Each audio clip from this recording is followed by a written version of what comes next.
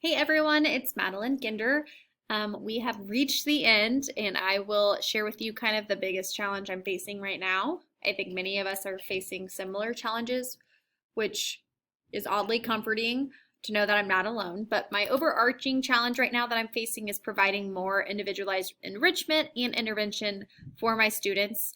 I am a second grade teacher, and learning remotely is definitely a challenge for these kiddos, and it's hard for me to teach through a screen every day, all day. So, um, kind of a sub challenge here under that was just keeping my students engaged and motivated, whether it is during our live sessions or when they have one-on-one time receiving intervention or enrichment opportunities.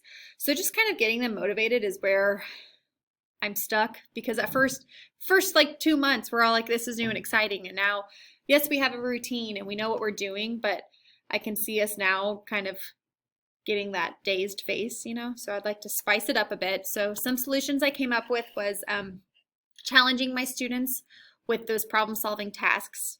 And also I need to push more creativity and computational thinking. I mean, we're so spoiled in our one-to-one with devices, so I need to do a better job about implementing more of those project-based learning opportunities, along with just activities that encourage students to design and create.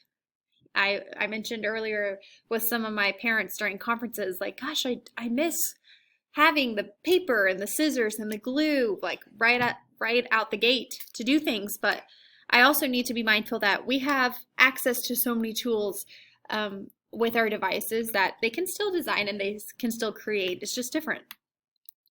My second challenge was just knowing exactly what each student needs. I definitely took for granted the act of walking around my classroom and just being able to glance quickly while they're completing things, like who's stuck, who's flying through it. So that's where I'm kind of like feeling defeated right now. But I do know a solution could be just using the apps that we do have that I know they assess students as they're working on, whether it's math problems or reading passages, and just really analyzing that data and how they're doing, and then guiding my students to just keep practicing at their level. So yes, we have some challenges. There are some solutions to them. No, you guys aren't alone, and I am so happy to see the end. So good luck to all of you.